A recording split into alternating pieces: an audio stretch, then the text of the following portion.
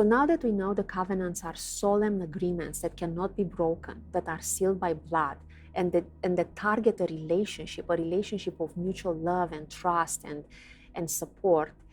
And as we know that calling someone a friend, it's actually a covenant language and relationship, let's move and look at the ways or the reasons why covenants were being cut in the old times, and even today, as I mentioned before, in certain cultures in Africa and Asia. So there were three main reasons for cutting a covenant. The first one was for protection, because to attack one party of the covenant was to attack both. The second one was for business, so neither party would take advantage of the other one. And the third reason, and most important and most practiced, was for love. Now, how was the blood applied in the context of the covenant? So first of all, each covenant, the ritual involved animal sacrifices. So the covenant would be cut in the context of animal blood, but also human blood was involved through the cutting of palms and then handshaking. So the two parties involved in cutting a covenant, they would cut the palm of their hand, they would shake hands together, and that's how they would mix their blood. And this is believed to be the origin of handshaking. Another one was to cut the wrist and mingle the blood in a cup of wine. So either the wrist or would be this finger. So people would just cut themselves, allow blood to flow in the cup of wine, and then the two parties will drink from that cup of wine mixed with blood. Now, this is believed to be the origin of cannibalism. And it is unscriptural. If you look in Leviticus 7:10, it tells you that that's not an acceptable practice in the Old Covenant, but they substituted the human blood with the animal blood for the covenants that were cut in the Old Testament.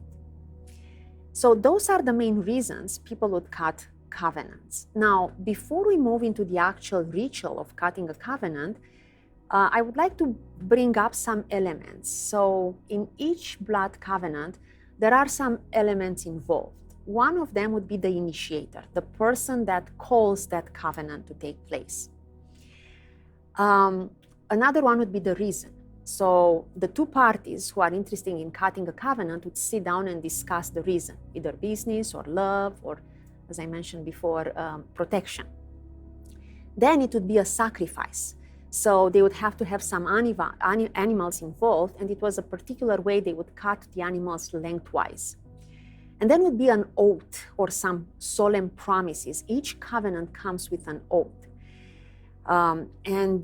The calling of God as witness while making an oath, like no matter what the religion of the parties involved would be, no matter the religion of the parties involved, they would invoke that deity in the context of making an oath. After the oath, the covenant would become non-negotiable and unbreakable.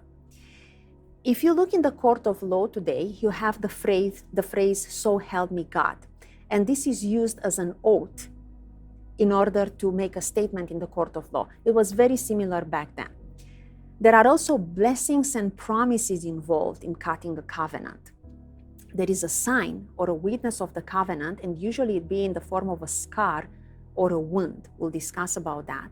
Would be the length of the covenant, and in most situations would be generational. And at the end of cutting the covenant, the two parties will put together a meal, a feast. They will build an altar. They would have some exchanges. So all these are elements of the blood covenant. There are some steps. So now we are moving into the ritual of cutting a blood covenant. There are some steps.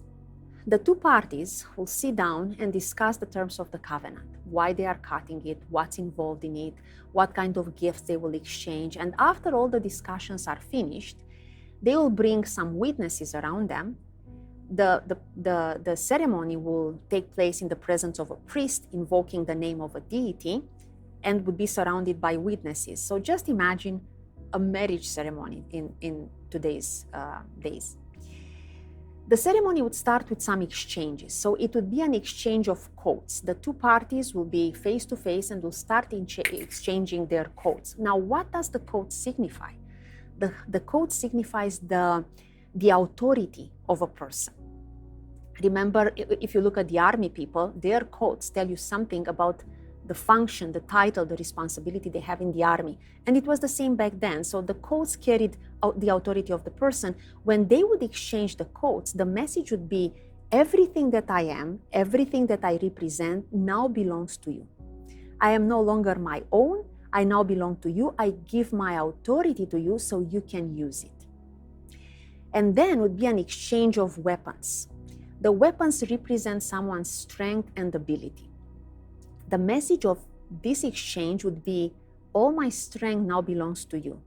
Your enemies are now my enemies, and my enemies will be yours. I will serve you if you ever need me, and you'll serve me if I ever need you. So it was very important to exchange a piece of their armor. Then it would be an exchange of names.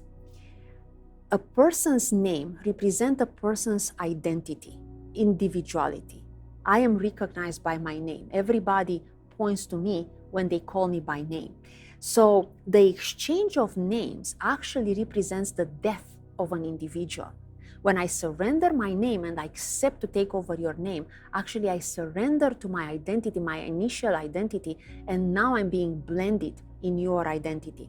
The purpose of the covenant actually is for the two parts to become one, and that's what the name exchange represents. And then, as I told you, as the animals were split and the pool of blood was created in the middle by all those animals that were sacrificed, the two parties would come into that pool of blood and they will exchange their vows. Now, in order to do that, they will first walk in the figure 8 through the blood. It's called the walk of blood. And they would meet together in the middle of the pool of blood. While standing in the blood, the parties will give account of all their possessions and declare that they will become available to the covenant party when needed. So now what's mine becomes yours, what's yours becomes mine. I declare that in that walk of blood. The walk of blood is very important because it also represents the death of everything that you had or you were before that covenant. And then it was a pronouncement in that pool of blood of blessings and curses in the presence of the priest, invoking the name of the deity. It was that pronouncement. And curses are usually spoken against anyone who tried to break the covenant. Usually they would say terrible things, but just to give you a light one, would be just as the animals have been killed, that's how the person who tries to break the covenant will be terminated. A pledge was also given. So it was very important. That moment was very solemn and important. And then it would be the next step, shedding of blood by cutting, the human blood. So first we had the animals that were sacrificed, the whole ceremony taking place in the pool of blood, but now we have the human blood involved in that covenant. So while in that pool of animal blood, a knife was used to make an incision. As I told you, either the palm of the hand, the wrist, or this finger. And the parties would either shake hands or just let the blood flow in a cup of wine and do that exchange. They would drink the wine mixed with blood. The message was, I will keep this covenant even if my blood has to be shed in order to do so. A solemn oath is now taken, and then the cut, that's very important. It has to be a seal. It has to be a scar that's visible to those around people who cut that covenant. So the cut is marked by adding a dark substance. It was either ash or later on gunpowder, a dark soil, in order to create that scar, that seal of the covenant. And then the next step, it was the setting up of a memorial. Partners will build a memorial or do something to remind them and the witnesses of their covenant. Again, think of the wedding today. You know, after the whole ceremony in church, there is a big celebration in a restaurant or some other place. And that was the way of creating the memory. People would take pictures, would look at them for the rest of their lives. So at the end of the ceremony, it's something to remind the two partners of the covenant, but also their witnesses about this act, the covenant. And then it was the eating of the covenant meal. And what's really interesting, and again, I'm talking here about all practices, including the pagan practices from the beginning of history until now, this covenant meal was marked by bread and wine. The two partners would stand face to face, and they would break a piece of bread and put it in each other's mouth and say, this is my body that's now becoming your body. It's going to serve you. It's going to honor you. And then they would drink the wine and say, this is my blood.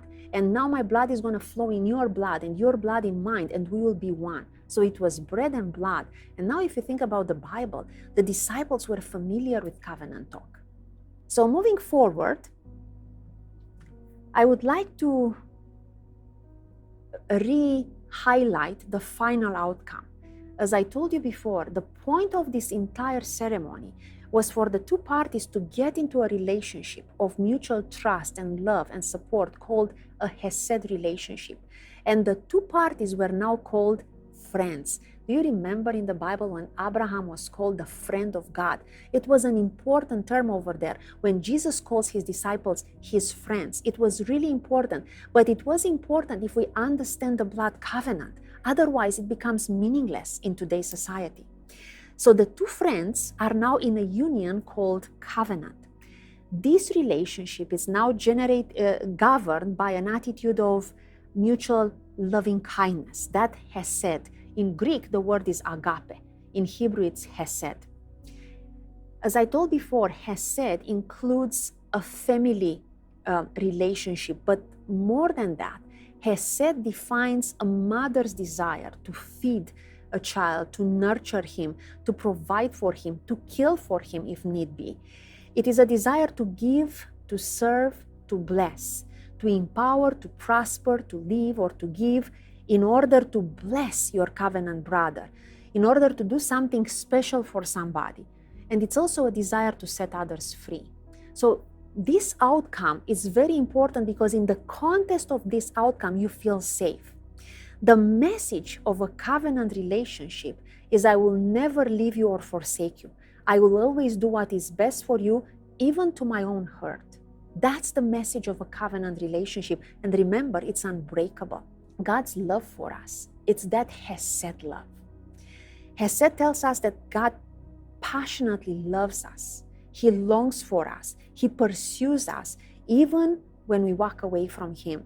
God is covenant love, and only when we understand covenant, we will be able to fully grasp the love of God for us and make us fully surrender and trust Him. So see, the covenant is not the point. The point is that ongoing relationship that the covenant provides. It's called Hesed. It can be translated with mercy and love combined with commitment to keep every word of the covenant. But that's the point of the covenant.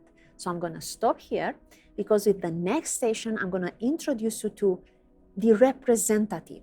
What happens when a covenant is cut between larger groups? So thank you for watching this session. Please continue with the following one.